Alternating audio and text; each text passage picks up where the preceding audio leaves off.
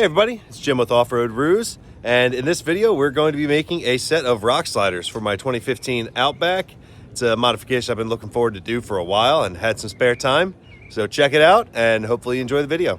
So starting off, what we're going to want to do is remove the factory side skirts. So you can see here I'm going through, pulling out all of those body pins. Next I'm going to install rivnuts into all of those mounting holes. I decided to use 1/4-20 rivnuts. I picked this tool up from Harbor Freight for under $30. There were 5 holes on the top and 5 holes underneath. I figured that's going to be strong enough to hold these rock sliders onto the side of the car. The next step in the process is mocking up the rock sliders. I decided to grab some wood from my local Lowe's because that's going to be a lot easier and cheaper than going through a ton of metal. So I'm just going back and forth trying to decide how I want to mount these sliders, what design I want, where I want the metal. And I think I figured out a pretty good design once I got this all mounted up and mocked up. All right, so this is just going to represent a 1x2. I know there's GPS there, but 1x2 piece of steel, box tube, and let's see. Let's take this back over here. All right, so that actually I think is going to work. So what I can do, see if we get you up here.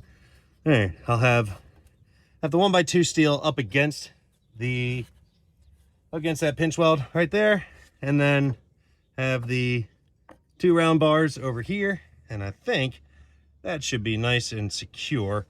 And then I will also have some straps come from the round bar up and attached to all of these rivnut locations. There's a bunch of them along the body here. So yeah, I think we'll see how that's gonna work. It's gonna be interesting because this section here kind of flares out a little bit. So I'll have to see how I can make that work, but I'm sure I can figure something out. And now the fun part begins, actually putting the rock sliders together. I would say that this was probably the most time-intensive part of the build, the most uncomfortable part of the build. It was quite hot this day when I was putting it together. However, it was a lot of fun seeing it all come together. So here I'm just tacking all the parts in place, and then after everything is tacked in place, I will pull it off and do the full welds. I'm going to say I probably had the most fun on this portion of the build. I definitely get into a bit of a zen mode when the hood comes down, throwing all these welds down. So I'm doing about 1.5 to 2 inch stitch welds all the way down.